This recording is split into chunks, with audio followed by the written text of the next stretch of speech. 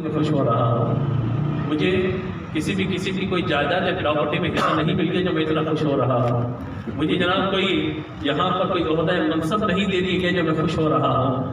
آپ دیکھیے امیر اپنے اعتبار سے خوشی منا رہا ہے، غریب اپنے اعتبار سے خوشی منا رہا ہے، ہر ایک خوش ہے، کرائے کے مکان میں ہے تب بھی خوش ہے، اپنے گھر میں ہے تب بھی خوش ہے، اس سے پورا محل بنایا ہے اس پہ بھی وہ خوش ہے، کوئی اپنی جھوپڑی پہ تھوڑی سی لائٹیں لگا کر بھی خوشی منا رہا ہے۔ وجہ کیا ہے؟ وجہ فقط ایک ہی ہے کہ جہاں کسی کو کہنا نہیں پڑتا کہ خوش ہو جاؤ، ہر بندہ جان لیتا ہے کہ میرے نبی کی دنیا میں آمد ہو گئی۔ جب میرے نبی کی آمد کا مہینہ آ گیا ہے تو پھر مجھے آپ کو یہ کہنا پڑے گا کہ جناب اپنے گھر پہ محفل سجائیے، گھر پہ لائٹیں لگا دیجئے، جھنڈے لگا دیجئے، خوشیاں منا لیجئے۔ مجھے نہیں کہنا پڑے گا آپ کو، نہ ہمیں کسی کو ترغیب دلانی پڑے گی کہ بھائی یہ غریب بچی کی شادی ہے تو اتنے پیسے دے دو، وہاں تو ذہن بنانا پڑتا ہے، پھر بندہ پتہ نہیں اعتماد کر کے ہمیں دے یا نہ دے۔ ہم کہتے ہیں فلاں کے مریض، فلاں کے گھر میں ایک مریض ہے اس کا علاج کروانا ہے، یا فلاں ہاسپٹل میں اس کا آپریشن کروانا ہے، پتہ نہیں کوئی ہم پہ اعتماد کر پائے نہ کر پائے، آ پائے نہ آ پائے، تعاون کر پائے نہ کر پائے۔ لیکن یہاں جب ماہ ربیع الاول کی خوشیاں ہمیں نظر آ رہی ہوتی ہیں، ہر بندہ اپنی استطاعت اپنی کیپیسٹی کے مطابق خوشیاں منا رہا ہے، محافل کر رہا ہے۔ کیوں کر رہے ہو؟ ہر ایک کو یہ اندازہ ہوتا ہے کہ اگر مجھے خوشی ہے، مجھ پر نعمت ہے، مجھ پر احسان ہے، مجھ پر انعام ہے، تو فقط اس وجہ سے کہ اللہ نے مجھے محبوب کی امت میں پیدا فرمایا، اسی نعمت کا شکر ادا کرنا۔ یہ مہینہ اللہ کا شکر ادا کرنے کا ہے، یہ مہینہ اللہ تبارک و تعالیٰ کی بارگاہ میں کثرت سے شکر ادا کرنے کا۔ یا اللہ تیری ہی مہربانی ہے کہ تو نے اپنے محبوب کی امت میں ہمیں پیدا فرمایا، تیری کرم نوازی ہے، تیری ہی عطا ہے، ورنہ میں اور آپ اپنے اعمال کا محاسبہ کرنے کچھ بھی ہمیں نظر نہیں آتا، سمجھ نہیں آتا۔ لیکن جب ہم اپنی ذات سے نکل کے اپنی نسبت کرتے ہیں ذات مصطفیٰ کی طرف تو خوب اندازہ ہو جاتا ہے میں تو برا ہوں لیکن میری لاج ہے کس کے ہاتھ نہ پوچھو، تو ہماری لاج کس کے ہاتھ ہے یہ نہ پوچھو، تو اسی لاج والے کی دنیا میں آمد کے موقع پہ ہی ہم خوشی کا اظہار کر رہے ہیں، خوشیاں منا رہے ہیں۔ اب باقی یہ ایک ڈیبیٹ ہے، ایک بحث ہے، اور میں چاہتا ہوں کہ اس بحث میں نہیں جاؤں، میرے پاس جو چند منٹ محبت کی باتیں کرتا ہوا چلا جاؤں، ورنہ تو یہ بحث تو یقیناً یہ بھی ہے کہ کہاں کہ حضور کی آمد ہوئی تھی، حضور کی پیدائش ہوئی تھی، مکے میں کوئی جھنڈا تھوڑی لگا تھا، حضور کی پیدائش ہوئی تھی، کوئی جلوس تو نہیں نکلا تھا، حضور کی پیدائش 12 ربیع الاول کو ہوئی تھی یا XYZ کسی بھی تاریخ کو ہوئی تھی، مہینہ ربیع الاول کا تھا یا کوئی اور تھا، اس پہ بھی بحث کر لیجئے، دن پہ بھی بحث کر لیجئے، یہ جشن عید میلاد النبی کیوں کہہ رہے ہیں اس پر بھی بحث کر لیجئے، ہر چیز پہ بحث کر لیجئے۔ لیکن میں نے کہا مجھے ایک بات بتا دیجئے گا کہ جب میرے آقا علیہ السلام نے اس دنیا میں آنکھ کھولی تھی، جھنڈے کافروں نے تو نہ لگائے تھے لیکن اللہ کے حکم سے جبریل امین نے جھنڈے ضرور لگائے تھے، کافروں نے تو جھنڈے نہیں لگائے تھے، وہاں پہ جو موجود تھے اس وقت حضور پہ کلمہ پڑھنے والے تو نہیں تھے، وہ تو 40 سال بعد میرے نبی نے اعلان نبوت کیا تو پھر وہ کلمہ پڑھنے والے وہاں پر ہوئے، لیکن مکے کی حد تک کافر جو موجود ہیں انہوں نے کوئی جشن نہیں منایا اس طرح کا جیسے آج ہم منا رہے ہیں، کوئی جھنڈے نہیں لگائے، کوئی لائٹیں نہیں لگائیں، وہ سب کچھ ہے۔ اور میں نے کہا جب حضور مکے سے نکل کے مدینے آئے ہیں تو جب مدینے حضور آئے ہیں تو جنہوں نے حضور کا کلمہ پڑھا تھا انہوں نے اپنی بچیوں کو تیار کیا تھا، طلع البدر علینا من ثنیات الوداع وجب الشکر علینا ما دعا للہ داعی۔ اور حضور پر کلمہ پڑھنے والے جب حضور کی آمد کی بات ہوتی ہے مدینے میں تو وہاں پر یہ طلع البدر علینا کی صدائیں ہیں کہ ہم پر آج بدر سے ایک چاند طلوع ہو گیا ہے، 14ویں کا چاند ہم پر طلوع ہو گیا ہے، وجب الشکر علینا ہم پر شکر ادا کرنا لازم ہو گیا ہے۔ کیوں لازم ہو گیا ہے؟ کہ اللہ تعالیٰ نے ایسا محبوب ہمیں عطا فرما دیا۔ میں نے کہا جہاں مسلمان تھے وہاں حضور کی آمد پہ طلع البدر علینا کی صدائیں بلند ہو گئی۔ اب آپ اپنا عقیدہ اپنا نظریہ دیکھو کہ آپ نے ان مکے والوں کا عمل کرنا ہے یا مدینے والوں کا عمل کرنا ہے، آپ نے کون سا عمل اختیار کرنا ہے؟ تو میں نے پہلے ایسے میں ڈیبیٹ میں نہیں جانا چاہتا، باتیں بہت اور ایسے جوابات کہ آپ عشش کر اٹھیں گے جناب یہ دماغ کی چولے ہل جائیں اعتراض کرنے والوں کی۔ لیکن میں ایک بات کہتا ہوں کہ ہم اس محبت کی بات کریں جس محبت نے یعنی حضور نے تشریف لا کر اس کائنات کو جوڑا ہے۔ توڑنے سے بچایا، جوڑا ہے سب کو محبتوں میں حضور نے جمع فرمایا ہے، اور حضور کی شان تو یہ ہے کہ دشمن آ جائے تو چادر بھی بچھا دیتے ہیں۔ تو ہم اپنے اخلاق کے ذریعے، اپنے کردار کے ذریعے، اپنی محبت کے ذریعے، اور میرے نبی نے جو پیغام دیا اس پیغام کے ذریعے لوگوں کے سروں کو فتح نہ کریں، لوگوں کے دلوں کو فتح کریں۔ ہم محبت کے ساتھ چلیں، ہم پیغام محبت کو عام کریں، اور کیوں نہ عام کریں کہ اگر میں آپ سے کہوں کہ آج ماشاءاللہ اللہ نے آپ کو صحت دی ہے، مجھے اللہ نے صحت دی ہے، اللہ نے مجھے اور آپ کو بولنے کی طاقت دی ہے، اللہ نے مجھے اور آپ کو سننے کی طاقت دی ہے، یقیناً یہ نعمت ہے۔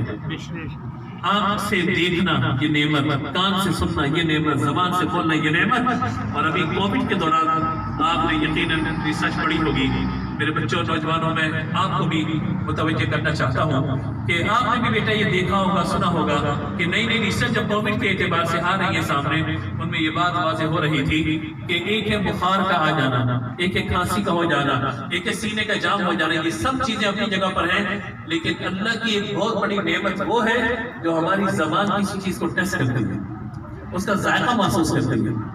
کہا جاتا ہے کہ جو کووڈ کے شکار ہو جائے خدا نخواستہ وہ ٹیسٹ لیس ہو جاتا ہے، وہ سونگتا ہے اسے خوشبو نہیں آتی، اسے کوئی اسمیل، اسے کسی کی اسمیل کا اندازہ نہیں ہوتا تھا۔ وہ زبان پر چاہے میٹھا رکھے، چاہے نمکین رکھے، چاہے ٹھنڈا رکھے، چاہے گرم کرے، اس کی زبان ٹیسٹ لیس ہو جاتا ہے، سارا ذائقہ اس کے منہ کا ختم ہو جاتا ہے۔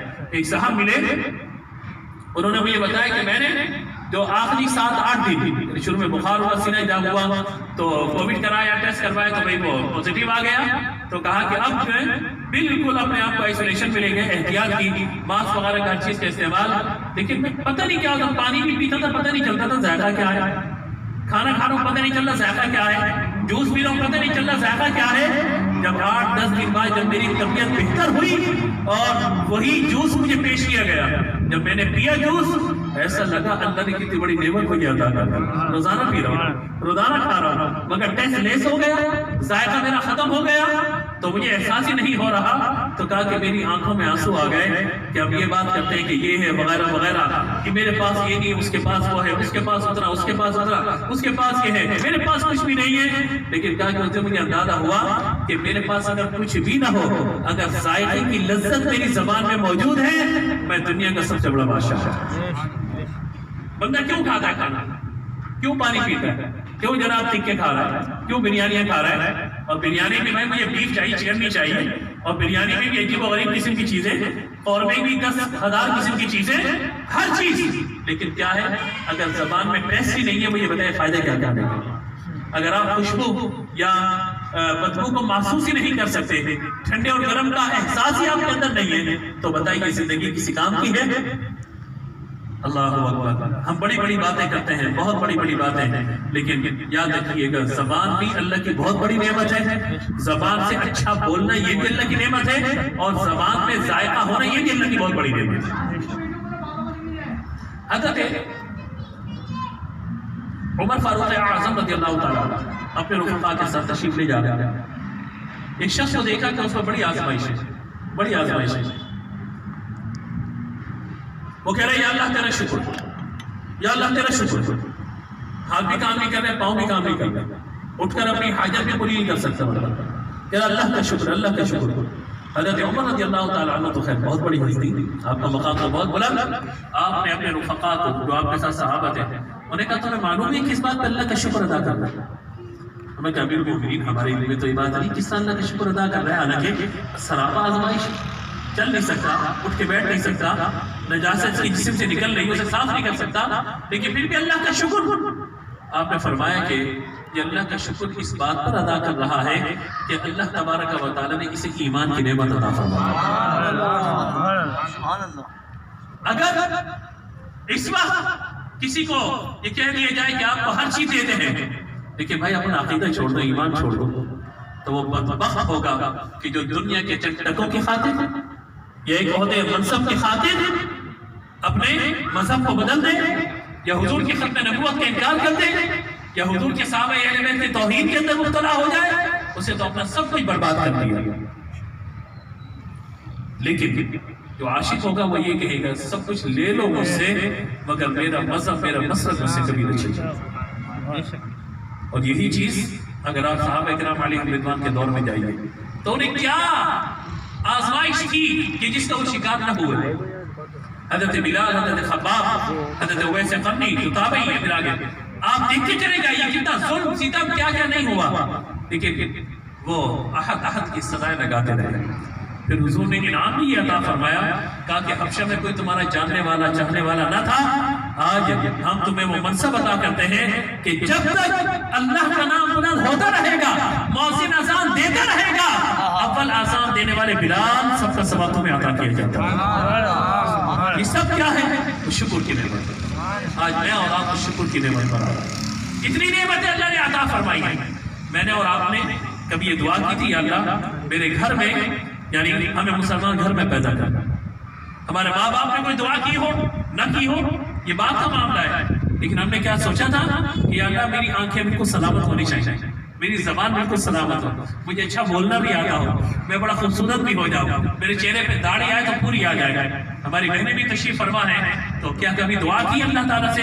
یعنی اپنی پیدائش سے پہلے کی میں بات کروں، عالم ارمان میں کوئی دعا کی اللہ سے ہم نے کچھ مانگا کہ میری انگلیاں سلامت، میرے ہاتھ سلامت، میرے پاؤں سلامت، اور جب بڑے ہو جائیں تو نکاح کا سلسلہ، پھر آل اولاد، گھر بار سسرال اچھی چلتی رہے، خوش و خرم زندگی کی نہیں گزارے، 60 70 75 سال گزار کے اللہ تعالیٰ کی بارگاہ میں حاضر ہو اپنی جان پیش کرے، اپنی قبر و حشر کا معاملہ اللہ اپنی رحمت سے آسان کرے. ہم نے تو کچھ نہیں مانگا، بن مانگے اللہ نے مجھے اور آپ کو آنکھیں دی، بن مانگے اللہ نے مجھے اور آپ کو زبان دی، بن مانگے اللہ تبارک و تعالیٰ نے مجھے اور آپ کو وہ عقیدہ، وہ مسلک دیا کہ آج ہم اپنے آقا علیہ الصلوۃ والسلام کا جشن ولادت منا رہے ہیں. اور یہ بھی اللہ کی توفیق، اللہ سبحان اللہ کہنے کی توفیق عطا فرماتا ہے، یہ بھی اللہ ہی کی عطا ہے. ورنہ تو آپس سے بیٹھ کے باتیں بھی کرتے رہے، بڑبڑاتے رہے، ایک دوسرے کو کچھ بولتے رہے، بچوں توڑیاں مارتے رہے ایک دوسرے کو، مسئلہ تھوڑی ہے. لیکن اگر اللہ نے توفیق دی ہے تو بندہ محفل میں بیٹھ کے سبحان اللہ بھی کہے گا، اور اگر نہیں ہے توفیق تو وہ بس خاموش ہو کے بیٹھا رہے گا. متوجہ رہنا ضروری ہے، توجہ کرنا ضروری ہے. لہٰذا ہم اللہ تبارک و تعالیٰ کی تمام نعمتوں پہ دیکھیں، سانس کا جسم کے اندر جانا اور آسانی سے باہر نکل آنا.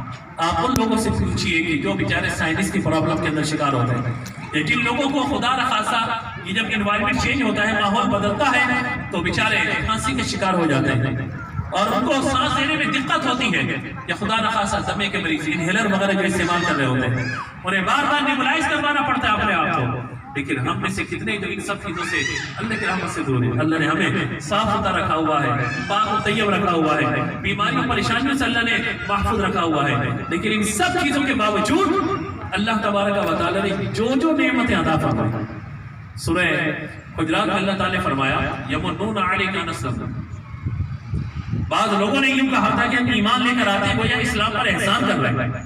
مننا یمنو احسان کے معنی ہے، ہم احسان کر رہے ہیں. اللہ تعالیٰ نے فرمایا نہیں، یہ تمہارا احسان نہیں ہے، یہ اسلام کا احسان ہے کہ اس نے تمہیں اپنے دامن میں جگہ عطا فرمائی.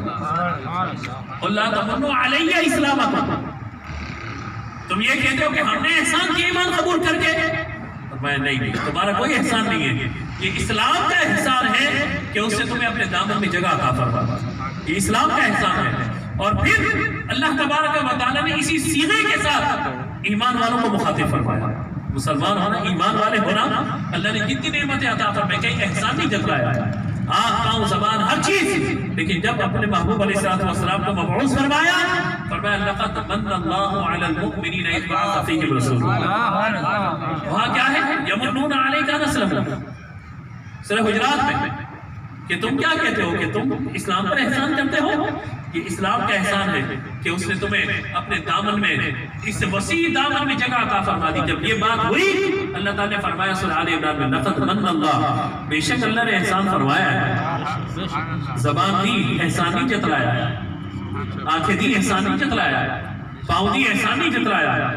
رزق کا جسم میں جانا خوراک کا، اور خوراک کا جسم میں باہر نکل آنا آسانی کے ساتھ، یہ بھی بڑی نعمت ہے اللہ کی. احسان نہیں جتلایا ہے.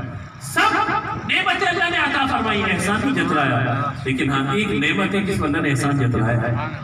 ایک نعمت ہے اللہ نے احسان جتلایا ہے کہ تمہارا احسان ہے، میرا احسان ہے تم پر. باقی سب نعمتیں چونکہ اصل نعمت کا جب احسان جتلا دیا تو اسی زمین میں ساری کی ساری نعمتیں آ گئی. اصل نعمت اگر بیان کرتی، ساری نعمتیں خود بخود اس کے نیچے آ گئی. فرمایا کہ لقد من اللہ علی المؤمنین، اے ایمان والو بے شک ہم نے تم پر احسان کیا. یا اللہ تم نے آنکھیں دی احسان کیا، پاؤں دی احسان کیا، زبان دی احسان کیا، سر پہ بال آ گیا احسان. کتنے احسان، کس کس نعمت کا؟ فرمایا ہاں یہ بات ہے وَإِن تَعُدُّوا نِعْمَتَ اللَّهِ لَا تُحْصُوهَا. کرو شمار، گننا شروع کرو، تمہارا جسم ختم ہو جائے گا، تمہاری زبان ختم ہو جائے گی، تمہاری سانس ختم ہو جائے گی، لیکن کبھی نعمتوں کا شمار تم نہیں کر سکتے. اتنی نعمتیں ہم نے دی، لیکن احسان نہیں جتلایا تم پر ہم نے. سب دیا، احسان نہیں جتلایا. لیکن اب جس نعمت کا ہم احسان جتلانے والے ہیں نا، یہ وہ نعمت ہے کہ اگر وہ نعمت نہ ہوتی تو تمہارا وجود بھی نہ ہوتا. اگر وہ نعمت نہ ہوتی تو تمہاری آنکھیں بھی نہ ہوتی، وہ نعمت نہ ہوتی تو تمہارا دل بھی نہ ہوتا، تمہارے جذبات و احساسات بھی نہ ہوتے. ارے جب وجود ہی نہ ہوتا تو باقی رہ کیا جاتا؟ تو اللہ تبارک و تعالیٰ نے فرمایا لقد من اللہ، بے شک ہم نے احسان فرمایا. اچھا احسان فرمایا کس پر؟ علی المؤمنین. آپ پہنچے نہیں.